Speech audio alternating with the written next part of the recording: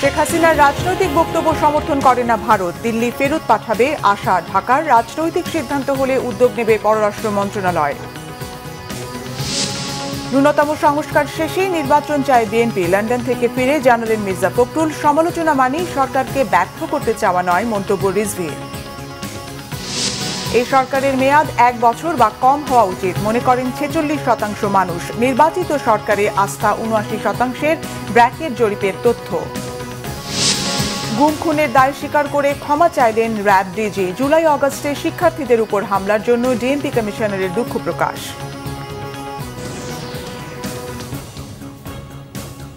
দেখছিলেন crown cement সংবাদ শিরোনাম। বাংলাদেশের সাথে সম্পর্কের বিষয়ে দিল্লি একক কোনো রাজনৈতিক দলের পরিবর্তে জনগণকে প্রাধান্য দেবে বলে আশ্বস্ত করেছেন ভারতের পররাষ্ট্র সচিব বিক্রম মিসরি। বলেছেন, ভারতে বসে বাংলাদেশ নিয়ে শেখ হাসিনার সমালোচনায় সমর্থন নেই দিল্লির। বুধবার নয়াদিল্লিতে পার্লামেন্টের অ্যানেক্স ভবনে বিরোধী দলীয় এমপি শশী থারুর নেতৃত্বাধীন পররাষ্ট্র মন্ত্রণালয় বিষয়ক স্থায়ী কমিটির বৈঠকে বাংলাদেশ সফরের বিস্তারিত তুলে ধরা হয়েছে। 2.5 ঘণ্টার বেশি সময় ধরে চলা বৈঠকে এমপিদের বিভিন্ন প্রশ্নের উত্তর দেন ভারতের পররাষ্ট্র সচিব বিক্রম মিসরি। ভারতে বসে শেখ হাসিনার রাজনৈতিক কার্যক্রম আর বাংলাদেশের সংখ্যালঘুদের উপর নির্যাতনের অভিযোগ নিয়ে কথা হয়েছে ওই বৈঠকে। মিসরি জানান, ভারতে বসে বাংলাদেশের অন্তর্বর্তী সরকার নিয়ে হাসিনার সমালোচককে সমর্থন করে না নরেন্দ্র মোদী সরকার। এটি দুই দেশের সম্পর্কের একটি ছোট বাধা। তিনি বলেন, বাংলাদেশের সঙ্গে সম্পর্ক কোনো একক রাজনৈতিক দল বা সরকারের মধ্যে সীমাবদ্ধ না রেখে জনগণের প্রতি মনোযোগ দিতে চায় ভারত।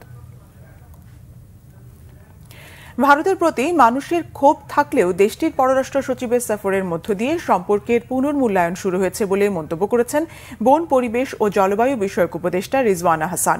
অন্যদিকে সাবেক ফ্যাসিস্ট সরকার প্রধানকে বিদ্বেষমূলক বক্তব্য প্রচারে বাধা দেবে ও বন্দি বিনিময় চুক্তি অনুযায়ী শেখ হাসিনাকে ভারত ফেরত পাঠাবে এমন আশা স্থানীয় সরকার বিষয়ক উপদেষ্টার।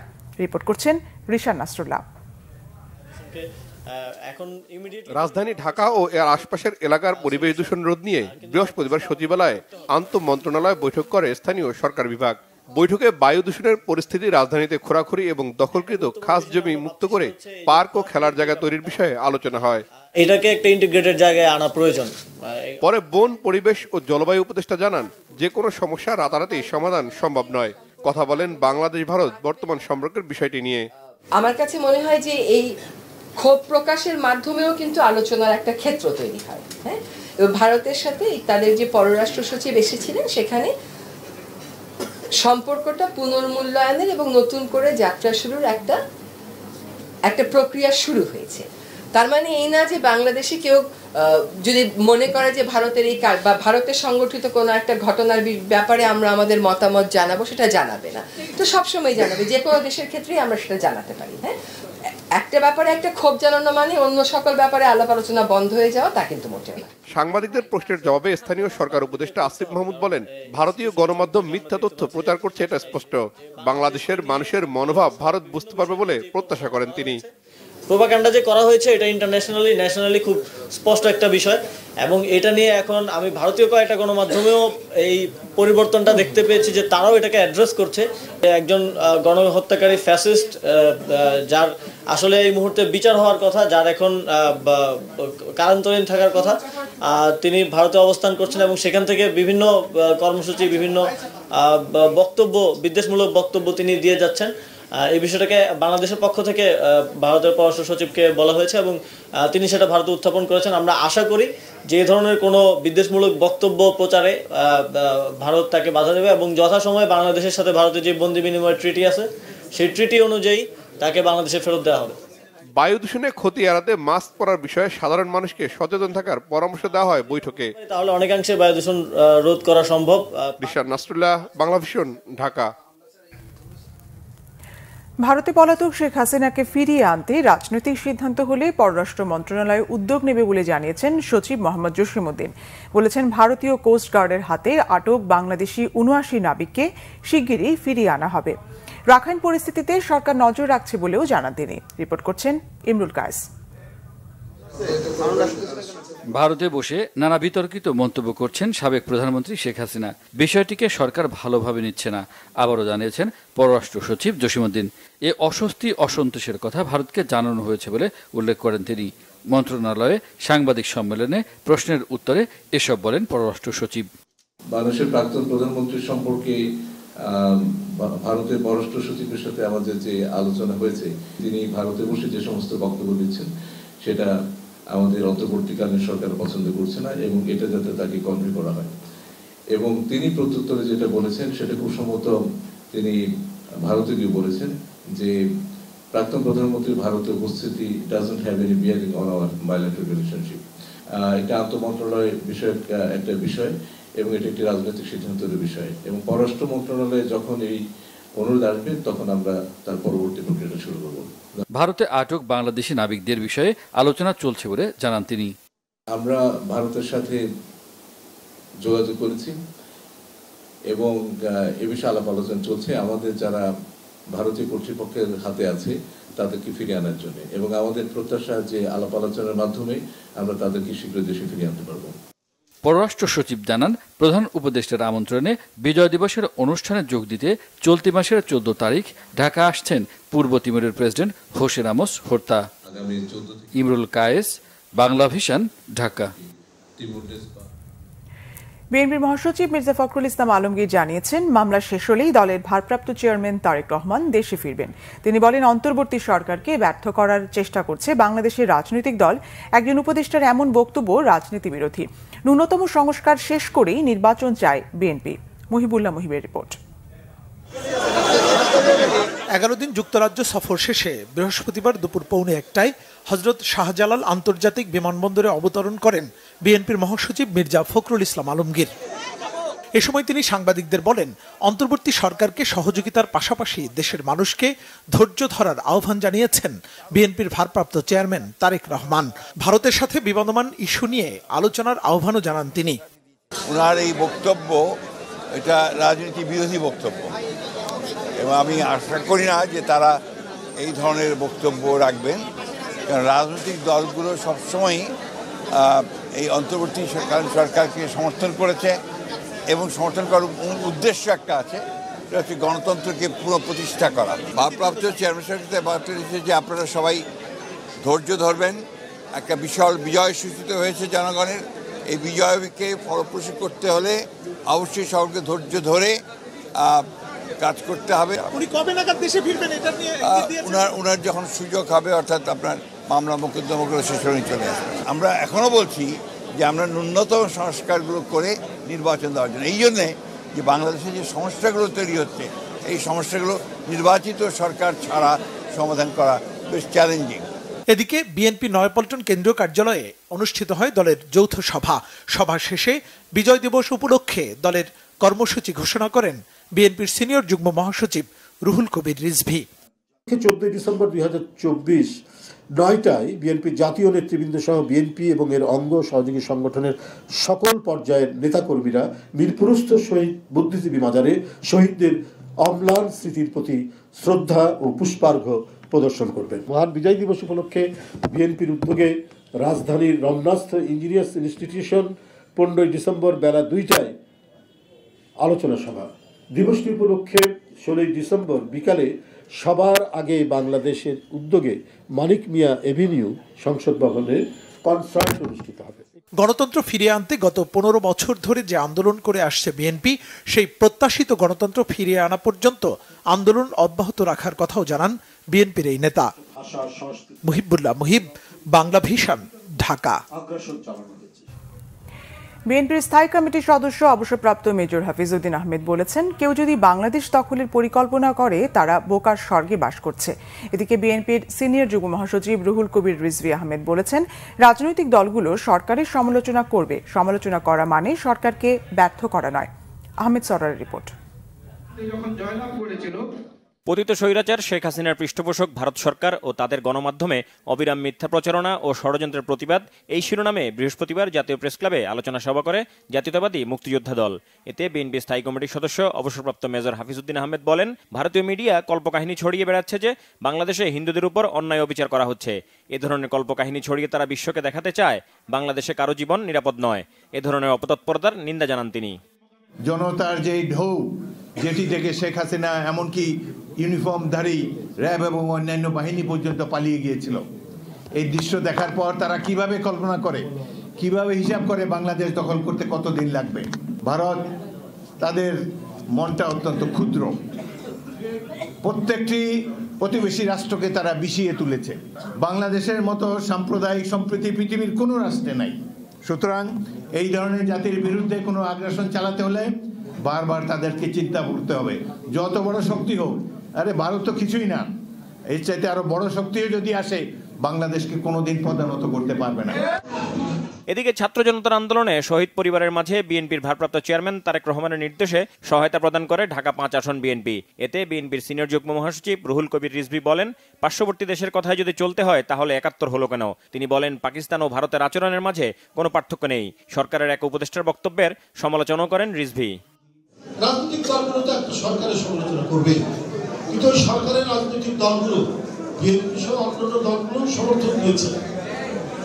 আবার আপনাদের নানা কাজের সমালোচনা হবে, এটাই তো গণতন্ত্রের রীতি। সমালোচনা করা মানে ব্যর্থতা সৃষ্টি করা নয়। আপনার প্রতিদিনের কাজের যদি সমালোচনা হয় তাহলে সেটা আপনি নিজেই আপনার ভুলগুলো বুঝতে পারবেন। কিন্তু সমালোচনা করা মানে সরকারকে ব্যর্থ করা নয়। এই ধরনের কথা একজন উপদেষ্টার মুখ থেকে আসা কখনো ঠিক হয়। সুতরাং আমরা কাউকে ব্যর্থ নয়, আমরা পরিপূরক হতে চাই। পরে ছাত্র জনতার গণ অভ্যুত্থানে নিহতদের পরিবারের সদস্যদের হাতে সহায়তা তুলে দেন বিএনপি সিনিয়র যুগ্ম মহাসচিব। আহমেদ সরওয়ার, বাংলা ভিশন, ঢাকা। দেশের 46% মানুষ মনে করে এই সরকারের মেয়াদ 1 বছর বা কম হওয়া উচিত, আর 79% মানুষ মনে করে অন্তর্বর্তী সরকারের চেয়ে নির্বাচিত রাজনৈতিক সরকার দেশ ভালো পরিচালনা করতে পারবে। এমন তথ্য জানিয়েছে গবেষণা সংস্থা BIJD। নির্বাচিত সরকারের প্রতি এই আগ্রহ স্বাভাবিক বলে মনে করেন বিশিষ্টজনরা। এদিকে প্রধান উপদেষ্টার প্রেস সচিব শফিকুল আলমের মতে 4 মাসে দেশের পরিস্থিতি অশান্ত থেকে শান্ত হয়েছে। তাইমুর রশিদের রিপোর্ট। রাজধানীর প্রেস ইনস্টিটিউট অব বাংলাদেশ PIB-তে অভ্যুত্থান পরবর্তী বাংলাদেশ মানুষ কি ভাবছে শিরোনামে ব্র্যাক সেন্টারের জরিপের তথ্য প্রকাশ করা হয়। জরিপ পরিচালনাকারী সংস্থা BIJD বলছে, দেশের 46% মানুষ মনে করে এই সরকারের মেয়াদ 1 বছর বা কম হওয়া উচিত। 79% মানুষ মনে করে অন্তর্বর্তী সরকারের চেয়ে নির্বাচিত রাজনৈতিক সরকার দেশ ভালো পরিচালনা করতে পারবে। আর 56% মানুষ মনে করে অন্তর্বর্তী সরকার শক্তভাবে দেশ পরিচালনা করছে। সেই সাথে ভারত ইস্যু এই সরকার দৃঢ়ভাবে সামলাচ্ছে বলে মনে করে 41% মানুষ। নতুন রাজনৈতিক দলের প্রতি আগ্রহ 67% মানুষের। অর্থনীতিবিদ আনু মোহাম্মদ বলেন, মানুষ আশায় বুক বাঁধছে, এটাই ইতিবাচক। তবে দ্রব্যমূল্য নিয়ন্ত্রণে দৃশ্যমান উদ্যোগের অভাবের সমালোচনা করেন তিনি। বলেন, মামলা বাণিজ্য, জোর জবরদস্তি মানুষ ভালোভাবে দেখছে না। 14 সাল থেকে বাংলাদেশের মানুষ ভোটই দেয়নি। তরুণ প্রজন্ম তারা ভোট দেওয়ার প্রক্রিয়াটা বা ভোট দেওয়ার যে উৎসব বাংলাদেশে হয় সেটার সাথে একদমই পরিচিত না। সুতরাং ওইটার প্রতি আগ্রহটা, যে একটা নির্বাচিত সরকার এবং নির্বাচিত প্রতিষ্ঠান, এটার প্রতি যে আগ্রহটা, ওইটাও খুব স্বাভাবিক মনে হচ্ছে। ধরেন এখন এই সরকারের প্রশংসা করা, সেটাই তো স্বাধীনতা না। এখন যদি সরকারের সমালোচনা করা হয়, তাইলে যদি তাকে ট্যাগিং করা হয় একটা, যে ফ্যাসিবাদের দোষর, আওয়ামী লীগের দোষর, আওয়ামী লীগের সাথে যোগাযোগ আছে, তাহলে তো জিনিসটা একই রকম রিপিটেশন হচ্ছে। প্রধান উপদেষ্টা প্রেস সচিব শফিকুল আলম বলেন, সামাজিক যোগাযোগ মাধ্যমে অনেকে বিপ্লব করলেও বাস্তবতা কঠিন। ভঙ্গুর অর্থনীতির কথা মাথায় রাখার তাগিদ দেন তিনি। অভিযোগ করেন, অনেক সময় ইউটিউবাররা অস্থিরতা তৈরি করছেন। গভর্নমেন্ট আগের গভর্নমেন্ট মতো ব্রুটালি স্ট্রিট ক্র্যাকডাউনে যাবে না। আমি ইচ্ছা করলেও তো যে লোককে এসে 20,000 লোক নিয়ে রাস্তায় নামছে, আমি ইচ্ছা করলেও তাকে টিয়ার গ্যাস মারতে পারছি না, বা তাকে আমি গুলি করতে পারছি না তাকে ডিসপার্স করার জন্য, যেটা আগে করানো হতো। আমি বলবো যে 4টা মাসে এই গভর্নমেন্টের যে অ্যাচিভমেন্ট, সেটা আমরা অনেকে বুঝতে পারছি না। খুবই একটা অশান্ত একটা দেশকে শান্তভাবে নিয়ে এসে এটা যেটা খুব জরুরি ডিবেট হওয়া উচিত, আমরা কি ধরনের পলিটিক্যাল সেটেলমেন্ট চাই, কি ধরনের বাংলাদেশটা চাই, সেই ডিবেটের জায়গায় আমরা ফ্যাসিলিটেটর, আমরা ইম্পোজ করছি না কিছু। সরকারকে সময় দেওয়া উচিত বলেও মন্তব্য করেন বিশিষ্টজনরা। অর্থনীতির জন্য খুবই প্রয়োজন। তাইমুর রশিদ, বাংলা ভিশন, ঢাকা। র্যাবের বিরুদ্ধে গুম খুনের অভিযোগ স্বীকার করে ভুক্তভোগীদের কাছে ক্ষমা চাইলেন র্যাব মহাপরিচালক AKM শহীদুর রহমান। আয়নাঘর ছিল স্বীকার করে র্যাব বিলুপ্তির বিষয়ে সরকারের সিদ্ধান্তই চূড়ান্ত বলে জানান তিনি। র্যাব মিডিয়া সেন্টারে সমসাময়িক বিষয় নিয়ে মতবিনিময় সভায় এসব কথা বলেন র্যাবের মহাপরিচালক। আরো জানাচ্ছেন দীপন দেওয়ান। সম্প্রতি মানবাধিকার লঙ্ঘন ও বিচার বহির্ভূত হত্যাকাণ্ডের অভিযোগ তুলে পুলিশ সংস্কার কমিশনের কাছে র্যাব বিলুপ্তির সুপারিশ করেছে বিএনপি। অধিকাংশই এই র্যাবের মাধ্যমে হয়েছে, সেজন্য আমরা এটিকে বিলুপ্ত করার জন্য সুপারিশ করেছি। ছাত্র জনতার গণ অভ্যুত্থানে এমন আলোচনার পর সংবাদ সম্মেলনে আসেন বাহিনীটির মহাপরিচালক AKM শহীদুর রহমান। আমি 1991 সালে এ সময় প্রথমবারের মতো র্যাবের বিরুদ্ধে গুম ও খুনের অভিযোগ স্বীকারও করলেন বাহিনীটির প্রধান। তিনি ঘটনার সুষ্ঠু তদন্ত করে বিচারের মাধ্যমে র্যাবের দায়মুক্তি সম্ভব বলেও মনে করেন। যে সমস্ত জনগণের যারা র্যাব দ্বারা নির্যাতিত বা অত্যাচারিত হয়েছেন তাদের কাছে, এবং যারা হত্যাকাণ্ডের শিকার হয়েছেন, যেমন নারায়ণগঞ্জের 7 খুন সহ যারা র্যাব কর্তৃক হত্যাকাণ্ডের শিকার হয়েছেন, তাদের পরিবারের কাছে আমরা দুঃখ প্রকাশ করি এবং ক্ষমা প্রার্থনা করি। আমরা এই দায় থেকে মুক্ত হতে পারবো না, কেবলমাত্র সুষ্ঠু তদন্ত এবং বিচারের মাধ্যমেই আমরা দায় মুক্ত হতে চাই।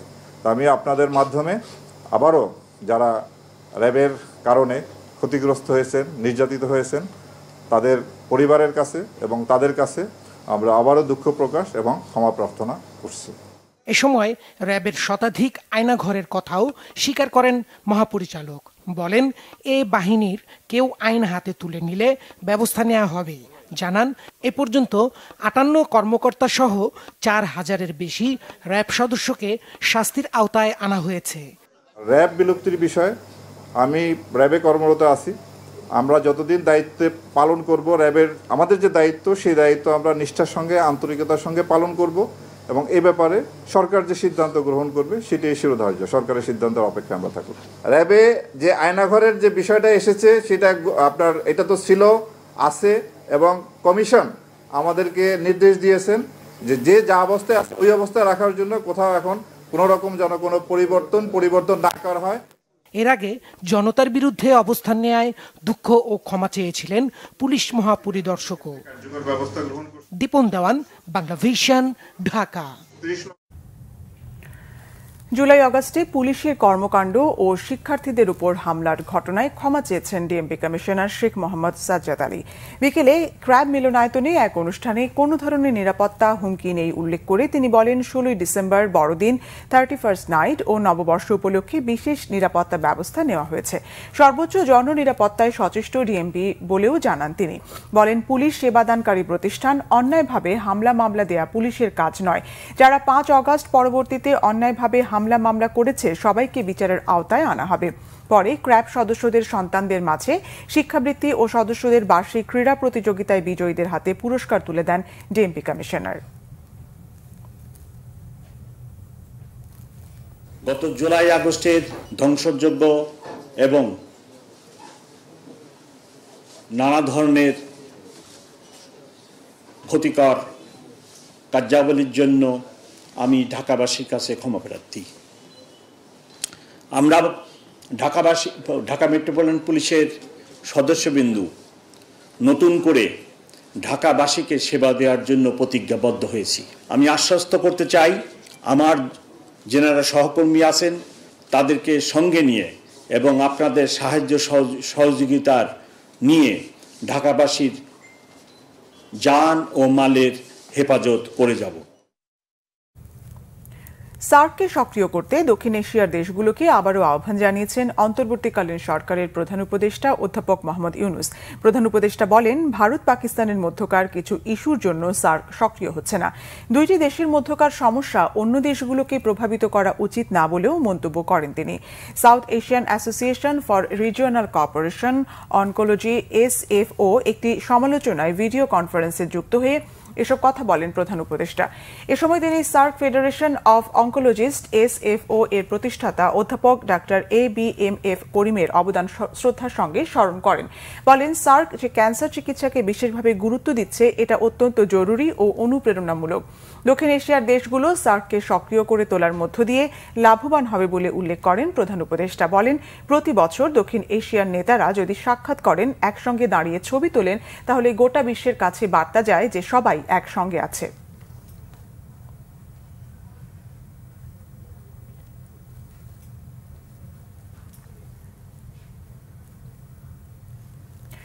বাংলাভিশনের পরিচালক মোহাম্মদ আজিজুল হকের রুহের মাগফিরাত কামনায় দোয়া মাহফিল হয়েছে। বাদ আসর বাংলাভিশন কার্যালয়ে এই দোয়া মাহফিল হয়। দোয়া মাহফিলে প্রয়াত আজিজুল হকের পিতা, বাংলাভিশনের চেয়ারম্যান ও বিশিষ্ট শিল্পপতি আব্দুল হক সহ পরিবারের সদস্য, আত্মীয় পরিজন, বাংলাভিশনের বিভিন্ন বিভাগের প্রধান, সংবাদকর্মী এবং কর্মকর্তা কর্মচারীরা অংশ নেন। বাংলাভিশনের সদ্য প্রয়াত পরিচালক মোহাম্মদ আজিজুল হকের রুহের মাগফিরাত কামনায় বিশেষ দোয়া ও কুরআন তেলাওয়াত করা হয়। পরে মরহুম আজিজুল হকের রুহের মাগফিরাত কামনায় মোনাজাত করা হয়। মঙ্গলবার বাংলাভিশনের পরিচালক মোহাম্মদ আজিজুল হকের নামাজে জানাজা শেষে আজিমপুর কবরস্থানে দাফন সম্পন্ন হয়েছে। রবিবার দিবাগত রাতে সিঙ্গাপুর জেনারেল হাসপাতালে চিকিৎসাধীন অবস্থায় ইন্তেকাল করেন তিনি। তার মৃত্যুতে বিভিন্ন রাজনৈতিক দল, সামাজিক সংগঠন, ব্যবসায়ী নেতৃবৃন্দ ও গণমাধ্যমের কর্ণধাররা শোক জানিয়েছেন। মোহাম্মদ আজিজুল হক বাবা, মা, স্ত্রী, 2 ছেলে, 3 মেয়ে, ভাই বোন ও আত্মীয় স্বজন সহ অসংখ্য গুণগ্রাহী রেখে গেছেন।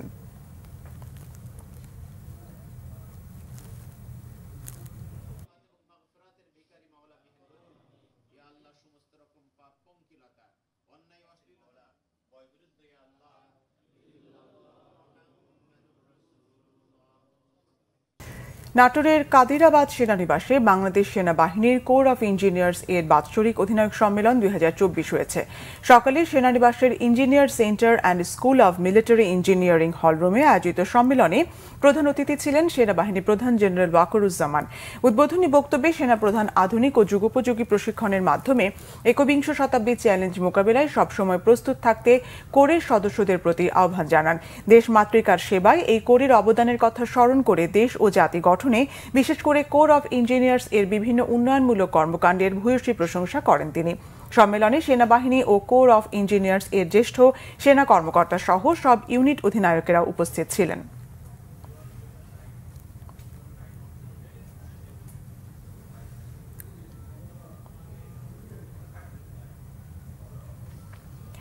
দেশের বিরুদ্ধে যে কোনো হুমকি বা আক্রমণ মোকাবেলায় বিমান বাহিনী প্রস্তুত বলে জানিয়েছেন বিমান বাহিনীর প্রধান air chief marshal Hasan Mahmud Khan. দেশের স্বাধীনতা ও সার্বভৌমত্ব রক্ষায় সর্বোচ্চ ত্যাগের জন্য নবীন অফিসারদের নির্দেশ দেন তিনি। যশোরে বিমান বাহিনীর একাডেমিতে শীতকালীন রাষ্ট্রপতি কুচকাওয়াজ অনুষ্ঠানে বিমান বাহিনী প্রধান এসব নির্দেশনা দেন। রিপোর্ট সৈয়দ আব্দুল মুহিতের, ছবি তুলেছেন মজিবুর রহমান। বাংলার আকাশ শত্রুমুক্ত রাখতে আরও একদল প্রশিক্ষিত অফিসার বিমান বাহিনীতে যুক্ত হলেন।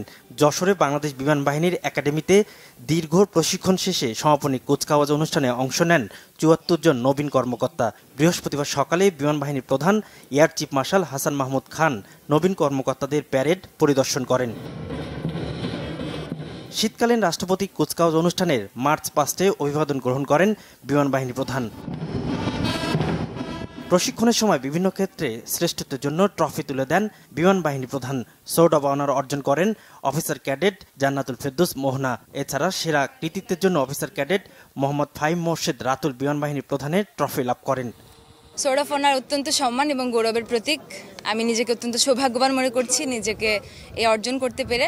এই অর্জন আমার একার নয়, এই অর্জন আমার সকল সহকর্মীদের, যারা এই বিগত 3 বছর আমার সাথে ছিলেন। ভবিষ্যতে আমি দেশের জন্য নিজের শেষ রক্তবিন্দু দিয়ে হলেও চেষ্টা করে যাব। বাংলাদেশ বিমান বাহিনীর ট্রফি অবশ্যই আমাদের সবার জন্য একটি অত্যন্ত গর্বজনক ট্রফি। আমি এই ট্রফি অর্জন করতে পেরে নিজেকে সৌভাগ্যবান মনে করছি।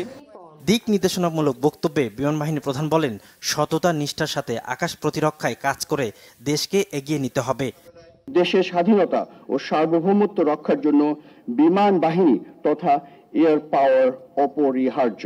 তাই বাংলার আকাশ রাখিব মুক্ত এই মূল মন্ত্রে উজ্জীবিত হয়ে বাংলাদেশ বিমান বাহিনী দেশের আকাশ সীমার উপর আগত যে কোনো হুমকি বা আক্রমণ মোকাবেলা করতে পরিপূর্ণ সক্ষমতা নিয়ে সর্বদা প্রস্তুত আছে। আমরা চেষ্টা করছি আমাদের অপারেশনাল সক্ষমতা আরো বৃদ্ধি করে মানব সম্পদ উন্নয়ন এবং সর্বক্ষেত্রে স্বনির্ভরশীলতা অর্জনের মাধ্যমে বিমান বাহিনীকে সামনের দিকে এগিয়ে নিয়ে যেতে। পরে মনোমুগ্ধকর ফ্লাইপাস্টের মধ্য দিয়ে শেষ হয় শীতকালীন রাষ্ট্রপতি কুচকাওয়াজ অনুষ্ঠান। দেশের স্বাধীনতা ও সার্বভৌমত্ব রক্ষায় একদল প্রশিক্ষিত বিমান অফিসার যুক্ত হচ্ছেন বাংলাদেশ বিমান বাহিনীতে। এর ফলে দেশ রক্ষার পাশাপাশি বিদেশেও সুনাম অর্জনে সক্ষম হবেন তারা। সৈয়দ আব্দুল মুহিত, বাংলাভিশন, বাংলাদেশ বিমান বাহিনী একাডেমি, যশোর। বিএনপির স্থায়ী কমিটির সদস্য ডক্টর আব্দুল মঈন খান বলেছেন, স্বৈরাচারীরা আবার ফিরে আসার চিন্তা করছে, তবে বোকার স্বর্গে বাস করছে তারা। এদেশে ছাত্র জনতার শক্তির কাছে স্বৈরাচার পরাজিত হবেই। বিকেলে নরসিংদীর পলাশ উপজেলা অডিটোরিয়ামে মঈন খানের প্রয়াত বাবা বিএনপির প্রতিষ্ঠাতা সদস্য আব্দুল মোমেন খানের 40তম মৃত্যুবার্ষিকী উপলক্ষে স্মরণ সভা ও দোয়া মাহফিলে তিনি কথা বলেন। মঈন খান আরও বলেন, অগাস্টে নরসিংদীর ছেলেরা বাংলাদেশ এবং বিশ্ব ইতিহাসে স্থান করে নিয়েছে। আবারও যদি কেউ দেশের ক্ষতি করতে চায় তাদের প্রতিহত করা হবে। দ্রুত সংস্কার শেষে নির্বাচনের ব্যবস্থা করতে অন্তর্বর্তী সরকারের প্রতি দাবি জানান তিনি। বাংলাদেশের নতুন প্রজন্ম যারা বিগত 15 বছর ধরে ভোটের অধিকার প্রয়োগ করতে ব্যর্থ হয়েছে স্বৈরাচারী সরকারের কারণে, যাদের ভোটের অধিকার ছিনিয়ে নিয়েছিল স্বৈরাচারী আওয়ামী লীগ সরকার, যারা জন্মের পর থেকে কোনোদিন ভোট দিতে পারে নাই, আজকে তাদের ভোটের অধিকার ফিরিয়ে দিতে হবে। সেই কারণে আমরা সুস্থ নিরপেক্ষ নির্বাচন চাই। সাবেক প্রধানমন্ত্রী শেখ হাসিনার ছেলে সজীব ওয়াজেদ জয়কে অপহরণ ও হত্যার ষড়যন্ত্রের অভিযোগে করা মামলায় দণ্ডিত বিএনপির জাতীয় নির্বাহী কমিটির সদস্য মোহাম্মদ মিজানুর রহমান ভূঁইয়া মিল্টন আদালতে আত্মসমর্পণ করে জামিন পেয়েছেন। ঢাকার অতিরিক্ত মেট্রোপলিটন ম্যাজিস্ট্রেট মোহাম্মদ মাহবুবুল হকের আদালত শুনানি শেষে তার জামিন মঞ্জুর করে। এর আগে সকালে মিল্টন বিচারিক আদালতে হাজির হন। এরপর তার আইনজীবী মোহাম্মদ মাসুদুর রহমানের মাধ্যমে আত্মসমর্পণ করে আপিলের শর্তে জামিন আবেদন করেন। শুনানি শেষে আদালত তার জামিন মঞ্জুর করে। 2023 সালের 17 অগস্ট ঢাকার অতিরিক্ত chief metropolitan magistrate Asaduzzaman Noor এই মামলার রায় ঘোষণা করেন। রায়ে সাংবাদিক শফিক রেহমান, দৈনিক আমার দেশ পত্রিকার সম্পাদক মাহমুদুর রহমান ও মিজানুর রহমান ভূঁইয়া মিল্টন সহ 5 জনের 7 বছরের কারাদণ্ডের আদেশ দেয় আদালত। পরে আবেদনের পরিপ্রেক্ষিতে গত 22 সেপ্টেম্বর মিল্টনের সাজা 1 বছরের জন্য স্থগিত করা হয়। জামিনের আদেশের পর মিজানুর রহমান ভূঁইয়া মিল্টন দাবি করেন, হয়রানি করতেই তার বিরুদ্ধে মিথ্যা ও বানোয়াট মামলাটি করা হয়েছে। আইনজীবী যথাযথ প্রক্রিয়া অনুসরণ না করায় ইসকনের বহিষ্কৃত নেতা চিন্ময় কৃষ্ণ দাসের জামিন শুনানি হয়নি। আগের তারিখেই হবে শুনানি। জামিন শুনানির দিন এগিয়ে আনতে বৃহস্পতিবার সকালে চট্টগ্রাম মহানগর দায়রা জজ সাইফুল ইসলামের আদালতে আবেদন করেছিলেন সুপ্রিম কোর্টের আইনজীবী রবীন্দ্র ঘোষ, কিন্তু যথাযথ আইনি প্রক্রিয়া অনুসরণ না করায় হয়নি বলে আদালত পূর্ব নির্ধারিত 2 জানুয়ারিতেই শুনানির ধার্য দিনই বহাল রেখেছেন। 31 অক্টোবর ফিরোজ খান নামে এক ব্যক্তি বাদী হয়ে চট্টগ্রামের কোতোয়ালি থানায় চিন্ময় কৃষ্ণ দাস সহ 19 জনের বিরুদ্ধে রাষ্ট্রদ্রোহের মামলা করেন। এই মামলায় গ্রেফতার হন তিনি। পরদিন ওই রাষ্ট্রদ্রোহ মামলায় তাকে গ্রেপ্তার দেখিয়ে চট্টগ্রাম আদালতে তোলা হলে আদালত তার জামিন নামঞ্জুর করে কারাগারে পাঠানোর নির্দেশ দেয়। এ সময় চিন্ময়ের অনুসারীরা আদালত প্রাঙ্গণে আইনশৃঙ্খলা বাহিনীর উপর হামলা ও ভাঙচুর চালায়। পিটিয়ে ও কুপিয়ে হত্যা করা হয় আইনজীবী সাইফুল ইসলাম আলিফকে। 21 পদকপ্রাপ্ত রবীন্দ্রসঙ্গীত শিল্পী পাপিয়া সারোয়ার মারা গেছেন। আজ সকাল 8টায় রাজধানীর একটি বেসরকারি হাসপাতালে তিনি শেষ নিঃশ্বাস ত্যাগ করেন। ইন্না লিল্লাহি ওয়া ইন্না ইলাইহি রাজিউন। খবরটি নিশ্চিত করেছেন পাপিয়া সারোয়ারের স্বামী সারোয়ার আলম। তিনি জানান, মরদেহ আজ বারডেমের হিমঘরে রাখা হবে। কাল জুমার নামাজের পর জানাজা শেষে বনানী কবরস্থানে দাফন করা হবে। কয়েক বছর ধরে ক্যান্সারে ভুগছিলেন পাপিয়া। গত মাসে রাজধানীর বসুন্ধরা আবাসিক এলাকার একটি হাসপাতালে চিকিৎসাধীন ছিলেন। সবশেষ তেজগাঁওয়ের একটি সরকারি হাসপাতালে ভর্তি করা হয় তাকে। তার বয়স হয়েছিল 72 বছর।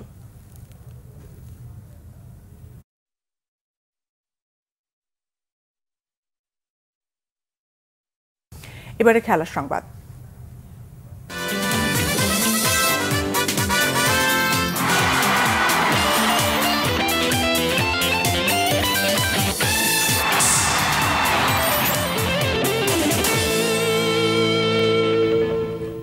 ক্রিকেট। আইসিসি চ্যাম্পিয়ন্স ট্রফি দেখা ও ছবি তোলার উৎসবে মাতলেন ঢাকার দর্শকরা। বসুন্ধরা সিটি কমপ্লেক্সে হয়েছে চ্যাম্পিয়ন্স ট্রফির প্রদর্শনী। ট্রফিটির সঙ্গে কাছ থেকে ছবি তোলার জন্য সকাল থেকেই ভিড় থাকে দর্শনার্থীদের। শুধু ছবি তোলা নয়, বিভিন্ন খেলায় অংশ নিয়ে পুরস্কারও জিতেছেন দর্শকরা। চ্যাম্পিয়ন্স ট্রফি টুর্নামেন্টে বাংলাদেশ দল শিরোপা জিতুক। গৌরবের অর্জন হয়ে আবারও ট্রফিটি এদেশে আসুক প্রত্যাশা দর্শকদের। রেজাউর রহমানের তোলা ছবিতে মানিক মাহমুদের রিপোর্ট। বিশ্ব ভ্রমণের অংশ হিসেবে বাংলাদেশে অবস্থান করছে আইসিসি চ্যাম্পিয়ন্স ট্রফিটি। রাজধানীর বসুন্ধরা সিটি কমপ্লেক্সে বৃহস্পতিবার সকাল থেকে ট্রফিটি দর্শকদের প্রদর্শনের জন্য রাখা হয়। কাছ থেকে ট্রফি দেখার আনন্দে বেশ উচ্ছ্বসিত ছিলেন ক্রিকেট প্রেমীরা। ট্রফির সাথে ছবি তুলে মুহূর্তটাকে স্মরণীয় করে রাখেন মুঠোফোনের অ্যালবামে। ছোট বাচ্চা সহ পরিবার নিয়ে অনেকেই আসেন আনন্দ উৎসবে যোগ দিতে। প্রথমবারের মতো কোনো বৈশ্বিক টুর্নামেন্টের ট্রফি দেখে রোমাঞ্চিত তারা। আমি যখন চ্যাম্পিয়ন ট্রফি দেখলাম, আমি শুধু একবার চোখ দিয়ে এটাকে গিলে খাওয়ার চেষ্টা করেছি। যে আমি যখন আমার বাড়িতে ছিলাম তখন আমি দেখতাম এই অনুষ্ঠানগুলো, খুবই মিস করতাম। এবং আমি শুধু বারবার চ্যাম্পিয়ন ট্রফি দেখছিলাম, যেটা আসলে খেলোয়াড়রা দেখে, আমরা কিন্তু দেখি না। বাট এটা আমার কাছে অসাধারণ ফিলিং। ও দেশ সম্পর্কে জানুক, দেশে ও তো এখনো খেলাধুলা সম্পর্কে খুব বেশি বুঝতে পারে না, তো এখন দেখলে ওর ভিতরে আগ্রহ জাগবে। অনেক ভালো লাগছে, কারণ এরকম ট্রফি এর আগে আমি এভাবে তুলিনি ছবি, আজকে তুললাম, অনেক ভালো লাগছে।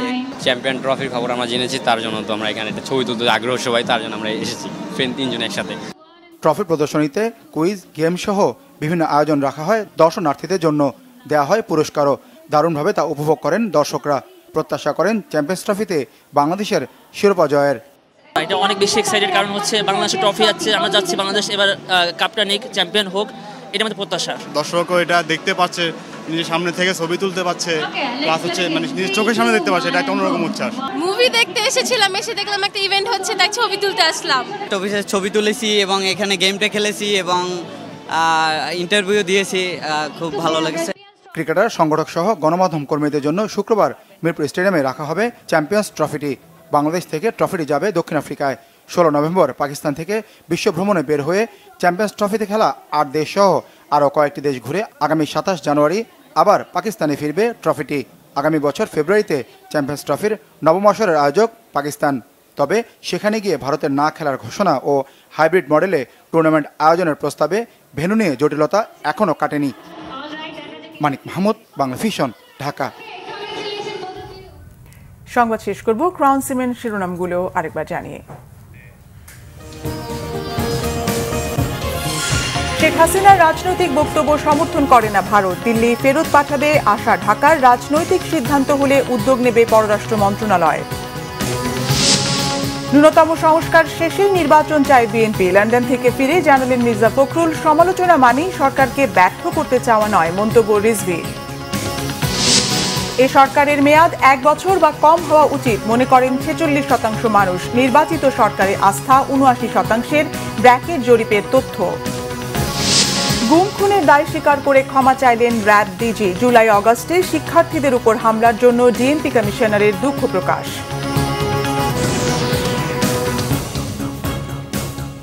এ ছিল এখনকার মতো। পরের সংবাদ রাত 10:30টায়। এর আগে 9টায় রয়েছে নিউজ 20। দেখার আমন্ত্রণ রইল। এছাড়া বাংলা ভিশন সংবাদ ও সংবাদ সংশ্লিষ্ট অনুষ্ঠান দেখতে ভিজিট করুন www.bvnews24.com ও facebook.com/banglavishnnews এবং সাবস্ক্রাইব করুন youtube.com/banglavishnnews। ধন্যবাদ।